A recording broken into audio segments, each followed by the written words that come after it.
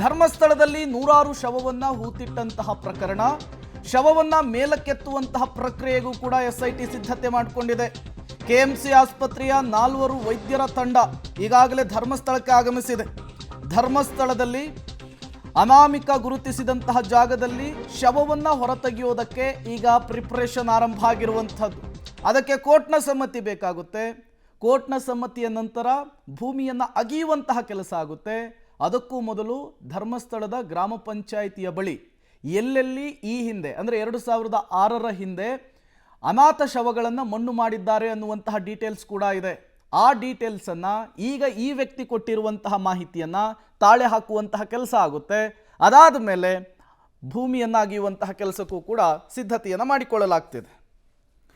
ಮತ್ತಷ್ಟು ಡೀಟೇಲ್ಸನ್ನು ಕೊಡ್ತಾರೆ ನಮ್ಮ ಪ್ರತಿನಿಧಿ ದೀಪಕ್, ನೇರ ಸಂಪರ್ಕದಲ್ಲಿ ಜಾಯಿನ್ ಆಗಿದ್ದಾರೆ.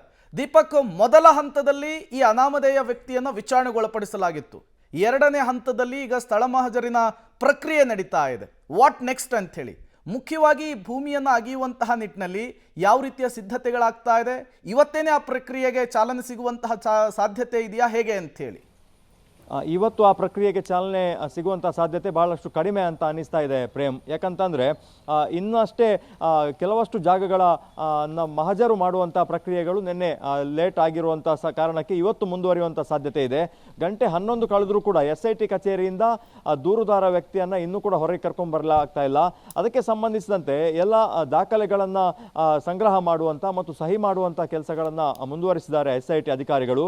ಕೆಲವೇ ಕ್ಷಣಗಳ ಹಿಂದೆ ಪುತ್ತೂರು AC ಅವರು SIT ಕಚೇರಿಗೆ ತೆರಳಿರುವಂಥದ್ದು. ಸ್ಟೆಲ್ಲಾ ವರ್ಗೀಸ್ ಅವರು ಮತ್ತು ಬೆಳ್ತಂಗಡಿಯ ತಹಶೀಲ್ದಾರ್ ಅವರು ಈಗಾಗಲೇ SIT ಕಚೇರಿಗೆ ತೆರಳಿದ್ದಾರೆ. ನಾವು ನೋಡ್ಬೋದು ದೃಶ್ಯಗಳಲ್ಲಿ. ಒಳಗಡೆ SIT ಕಚೇರಿಯಲ್ಲಿ ತನಿಖಾಧಿಕಾರಿ ಜಿತೇಂದ್ರ ಅವರ ನೇತೃತ್ವದಲ್ಲಿ ಒಂದು ಸಭೆ ಆಗ್ತಾ ಇರುವಂಥದ್ದು. ಎಲ್ಲ ಕಂದಾಯ ಇಲಾಖೆಗೆ ಸಂಬಂಧಪಟ್ಟಂಥವರು ಮತ್ತು AC ಈಗಾಗಲೇ ತೆರಳಿ ಒಂದು ಮಾತುಕತೆಯನ್ನು ಮಾಡ್ತಾ ಇದ್ದಾರೆ.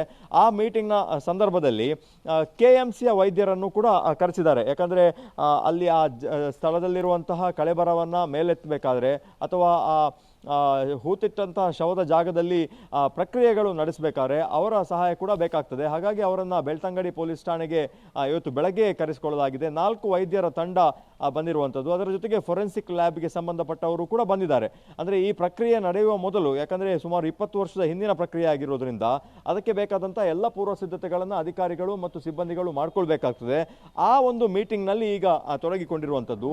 ಅದರ ಜೊತೆಗೆ ಕೇವಲ AC ಅವರಿಗೆ ಸದ್ಯಕ್ಕೆ ನಮಗೆ ಸಿಕ್ಕಿರೋ ಮಾಹಿತಿ ಪ್ರಕಾರ ಒಂದು ಪತ್ರವನ್ನು ಮಾತ್ರ ಬರೆದಿರುವಂಥದ್ದು. ಯಾಕಂದರೆ ಅಲ್ಲಿಂದ ಪರ್ಮಿಷನ್ ಆಗಬೇಕು ಡಿಗ್ ಮಾಡಬೇಕಾದ್ರೆ. ಈ ಪ್ರೊಸೀಜರ್ AC ಅವರು ಪರ್ಮಿಷನ್ ಕೊಡಬೇಕಾಗ್ತದೆ. ಹಾಗಾಗಿ ಸದ್ಯದ ಮಟ್ಟಿಗೆ ಇವತ್ತು ಮಹಜರು ಪ್ರಕ್ರಿಯೆ ಮತ್ತು ಆತನ ಮುಂದಿನ ವಿಚಾರಣೆ ಮಾತ್ರ ನಡೆಯುವಂಥ ಸಾಧ್ಯತೆ ಇದೆ. ಯಾವಾಗ ಆ ಒಂದು ಜಾಗವನ್ನು ಈಗಾಗಲೇ 13 ಕಡೆ ಆತ ಗುರುತಿಸಿದ್ದಾನೆ, ಮತ್ತಷ್ಟು ಗುರುತಿಸುವಂಥ ಸಾಧ್ಯತೆಗಳು ಇವತ್ತಿದೆ. ಆ ನಂತರ ಮುಂದಿನ ತನಿಖಾ ಪ್ರಕ್ರಿಯೆಗೆ SIT ತಂಡ ಮುಂದಾಗ್ತದೆ ಅನ್ನುವಂಥ ಮಾಹಿತಿಗಳು ಸದ್ಯಕ್ಕೆ ನಮಗೆ ಲಭ್ಯ ಆಗ್ತಾ ಇದೆ Prem. Okay, thank you Deepak ಮತ್ತು ಸುಖಪಾಲ್ ತಮ್ಮೆಲ್ಲ ಮಾಹಿತಿಗಾಗಿ. ಅಲ್ಲಿಗೆ ಒಂದಂತೂ ಸ್ಪಷ್ಟವಾಗ್ತಾ ಇದೆ, SIT ಇನ್ವೆಸ್ಟಿಗೇಷನ್ ತುಂಬ ತ್ವರಿತಗತಿಯಲ್ಲಿ ಆಗ್ತಾ ಇದೆ. ಮುಂದಿನ ಬೆಳವಣಿಗೆಗಳು ಕುತೂಹಲ ಕಾರಣವಾಗ್ತಾ ಇದೆ.